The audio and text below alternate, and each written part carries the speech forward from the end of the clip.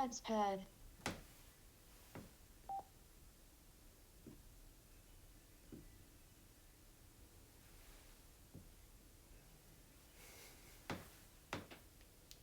Mobile device not found. Connected to Dad's pad. At home order, and that's had a big predictable economic effect. In the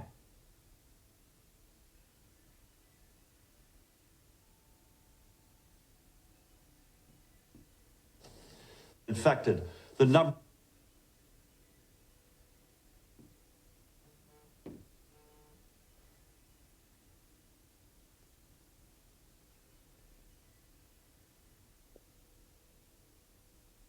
because I'm trying to get to the science here, because I assume all of us are following the lead of epidemiologists. Arresting someone for sitting alone on the beach, tell me how that arrests the spread of the coronavirus from an epidemiological point of view. Yeah, I wasn't referring to that. I actually don't have the specifics as to why that happened. I meant congregation at state and county parks, of which there was an enormous amount when the weather got warm. And the fact that folks weren't, it's not that they couldn't be in the park and jogging by themselves or walking on their own and keeping distance, they weren't. And there were a lot of out-of-state license plates in the parking lots. And we've got some of the nicest parks in the Northeast, if not the country. Again, it brings me no joy, but we felt that was the right decision to make. Huh. So you made that decision, and as I noted before, 15 congregants at a synagogue in New Jersey were arrested and charged for being in a synagogue together. Now, the Bill of Rights, as you well know, protects Americans' right, enshrines their right to practice their religion as they see fit and to congregate together, to assemble peacefully. By what authority did you nullify the Bill of Rights in issuing this order? How do you have the power to do that?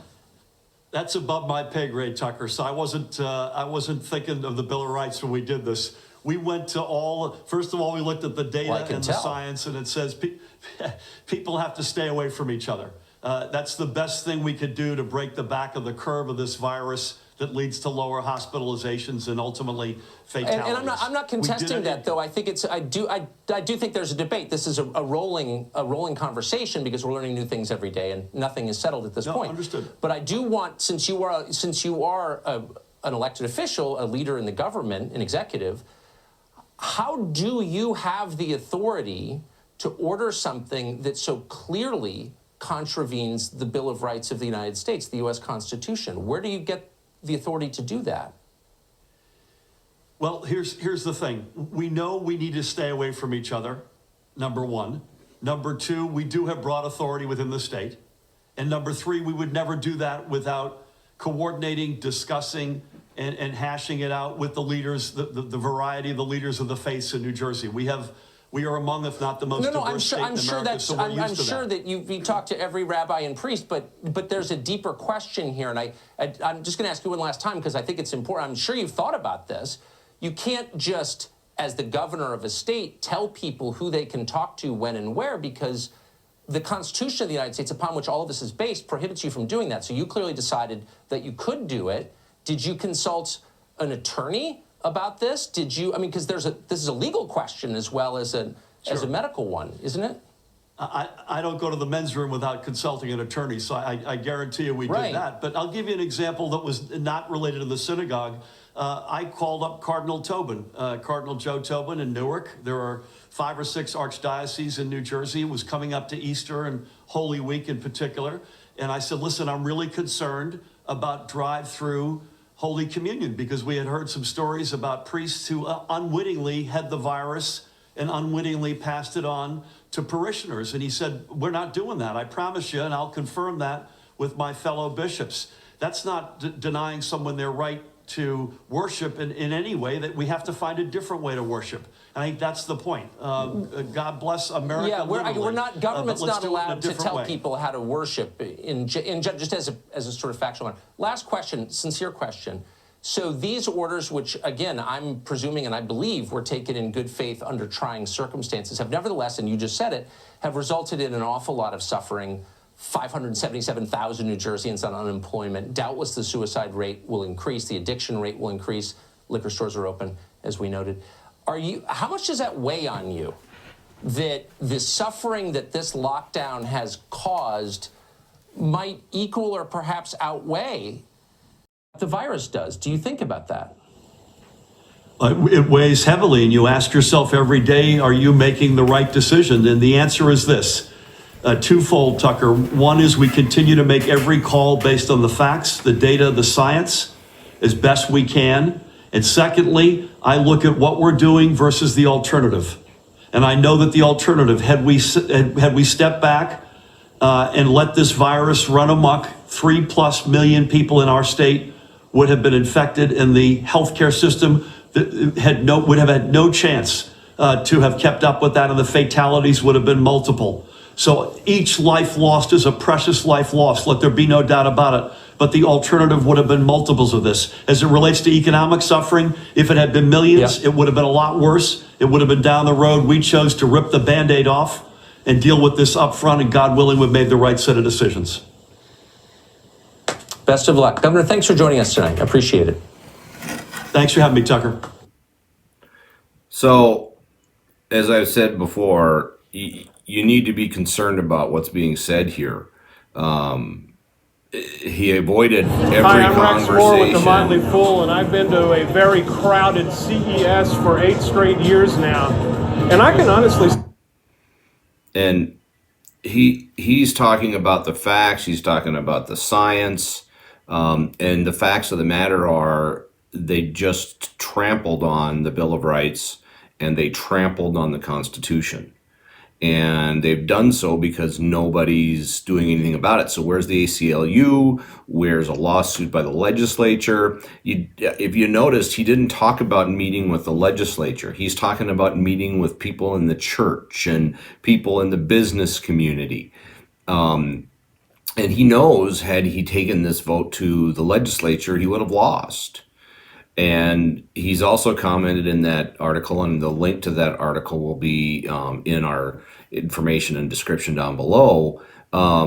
He doesn't even want to deal with the issue of the Bill of Rights, because so there's just a ton of food for thought in that very disturbing television presentation. So, I want to read something to you from the Declaration of Independence, and so I'm not going to read the whole thing, but I'm going to read a section of it. So, when in the course of human events it becomes necessary for one people to dissolve the political bands which have connected them with one another, and to assume among the powers of the earth the separate and equal station to which the laws of nature and of nature's God entitle them, a decent respect to the opinions of mankind requires that they should declare the causes which impel them to the separation. And then it goes on to say, we hold these truths to be self-evident, that all men are created equal, that they are endowed by their Creator with certain unalienable rights, that among these are life, liberty, and the pursuit of happiness, that to secure these rights, governments are instituted among men, deriving their just powers is the important part here, from the consent of the governed, that whenever any form of government becomes destructive of these ends, it is the right of the people to alter or to abolish it, and to institute new government, laying its foundation on such principles and organizing its powers in such form as to them shall seem most likely to affect the safety and happiness. So right off the bat, the Declaration of Independence dictates that people who are protesting should be protesting. They don't agree with what the government's doing. They don't like what the government's doing. And we have many ways to take down governments, and one of them is by our vote. So I encourage you, when you think about voting this year, you think about how the people you're voting for provided leadership and how they protected us under the Bill of Rights, under the Declaration of Independence, and under the Constitution. And I want to share with you an interview with Dr. Phil to kind of emphasize the total lack of consensus on what's going on out there.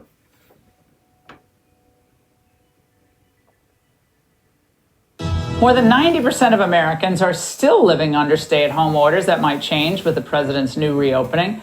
But it's meant to halt the spread of the virus, But the economic devastation being caused by these lockdowns may be creating a new pandemic, one of mass anxiety and helplessness. I don't have any income coming in. I don't get any food stamps. So it's just hard to get, any help right now. I have a 12-year-old son at home and stuff like that, and with the whole coronavirus going on, it makes me stress more. So when I stress more, I smoke more. Because I'm pregnant with twins. If we were to get evicted, I don't know what we would do. Now, this is heartbreaking, and you hear these stories all day long.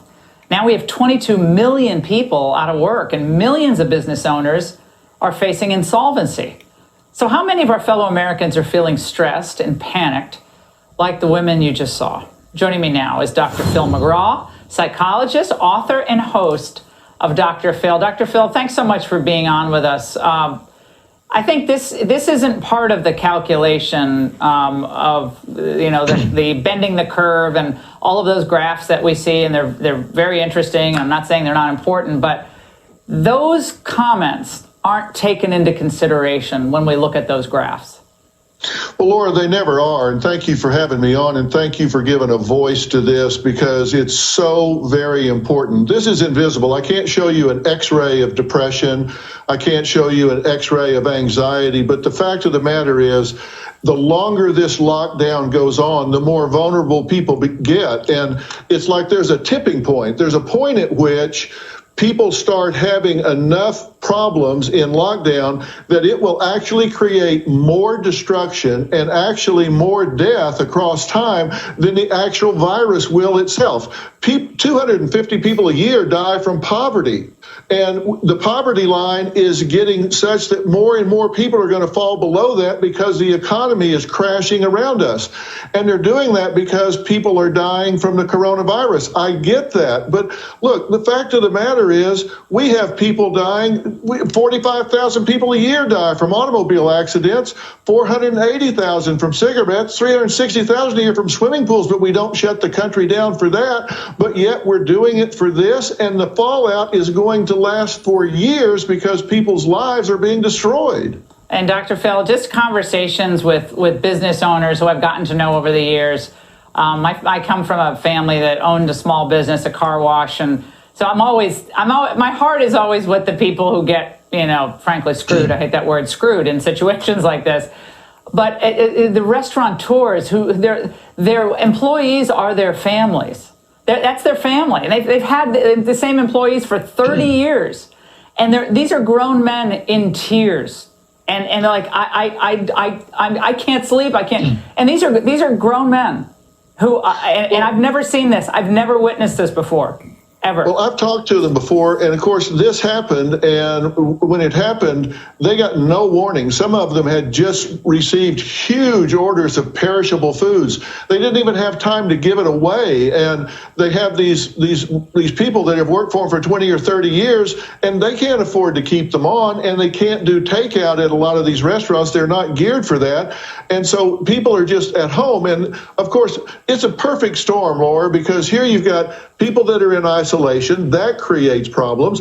Loneliness actually creates problems. People that suffer from loneliness, they become 29% more likely to have coronary artery disease, 32% more likely to have strokes or die, 40% more likely to have dementia if they're in that age group. So it's not just that it's psychological, their bodies actually start breaking down. So we think we're protecting people's lives by keeping them locked up. You keep them locked up long enough, there's a paradoxical effect. You actually destroy more lives than you do by letting them go out and protect themselves and opt into their lives to fight for what they believe in.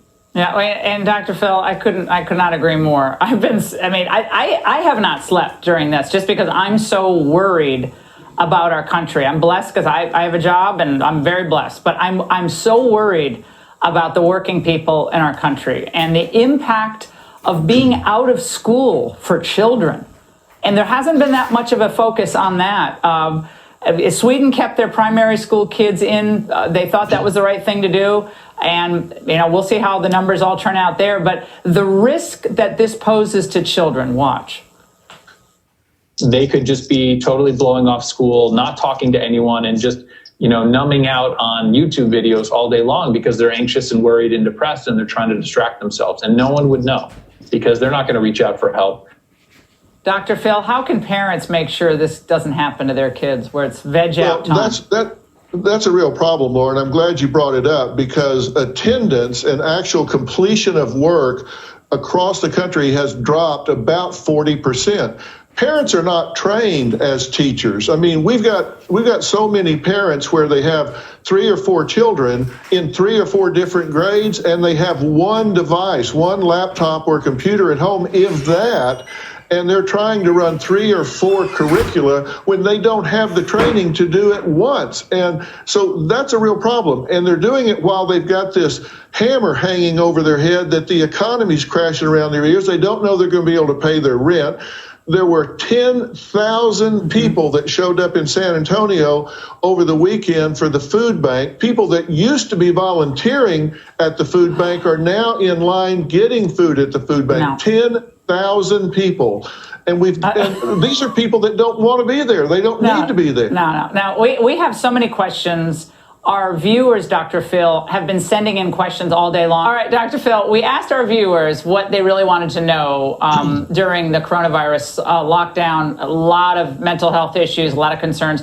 Our first question comes from Val, and she wrote, "My 89-year-old mom is showing sudden signs of delirium.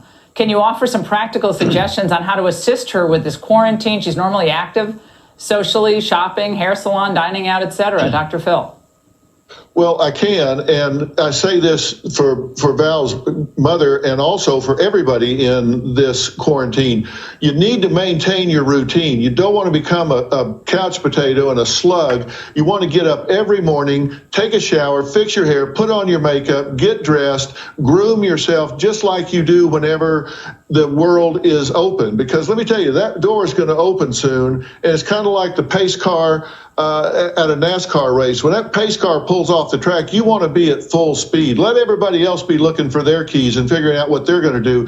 You want to be up to full speed. You need to have your mind busy. You need to be working and doing things every day. Don't be sitting around, because particularly elderly people, their mind will begin to wander and they will not become cognitively active. You've got to be cognitively agile.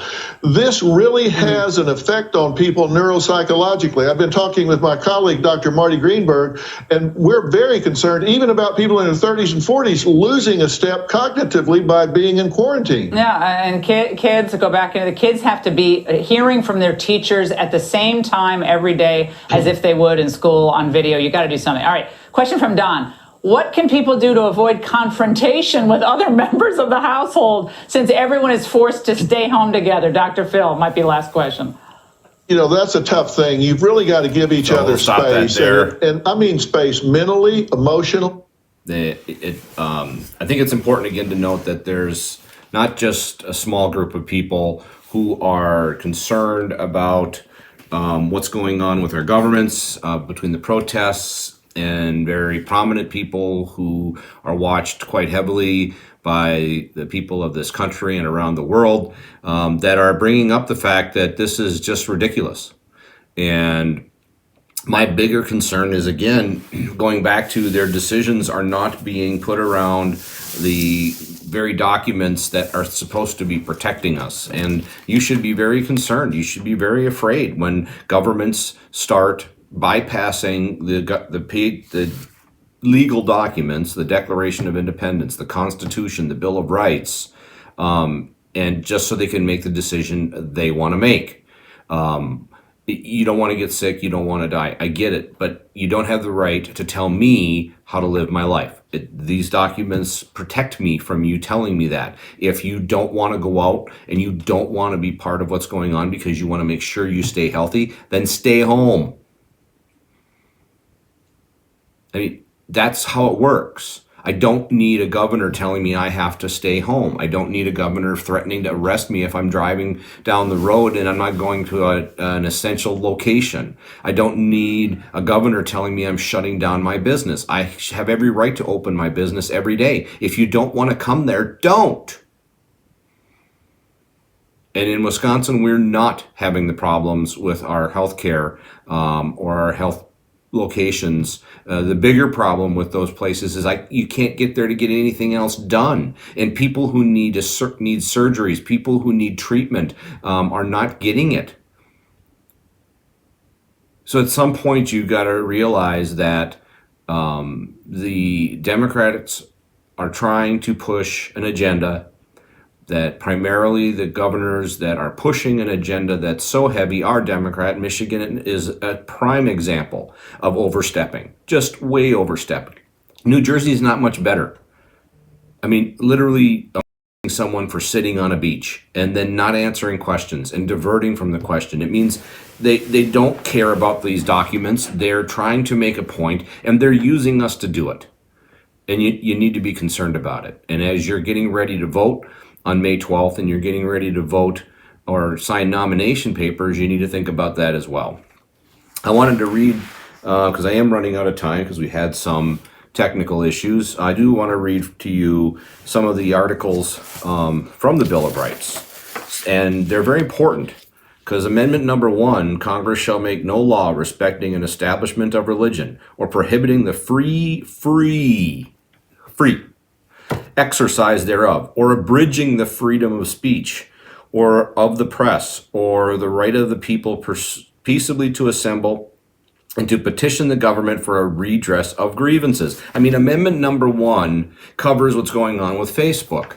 The governors are calling Facebook and complaining about them broadcasting protests and getting Facebook to take that information down. So they are literally interfering and controlling the information you're getting. I mean, if you haven't figured it out yet, that should be the number 1 concern for you. Governors are calling Facebook saying, take that stuff down. Doesn't that sound like China? I mean, why are we okay with it?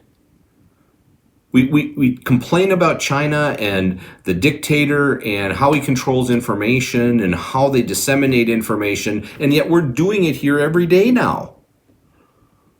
We're not getting all of the information. We're getting what they want us to hear, what creates fear. They're shutting down information sources. And for whatever reason, Facebook has decided that it's okay to step on the First Amendment to the Bill of Rights. It's not okay. And it needs to change. And you need to be calling people saying, this needs to change now. So, social tracing. If you aren't deathly afraid of the idea of having to provide a list of people you come in contact with, should you get the virus, and then having those people have to be put in quarantine for 14 days, who in their right mind would do that? Now, if that's the kind of thing you want, go to China, go to Cuba, go to Russia. Not here. Hell no. I will never, ever give anyone information as to who I've been with so that I put their family and their livelihood at risk. Absolutely not. And anybody who believes those people aren't simply going to get fired or laid off when they just instantaneously have to say, hey, I got to go, I'm being quarantined. And in any effect, the government doesn't have the right to tell me I have to disclose that information. So you should oppose that at all costs. These are scary times. Scary times.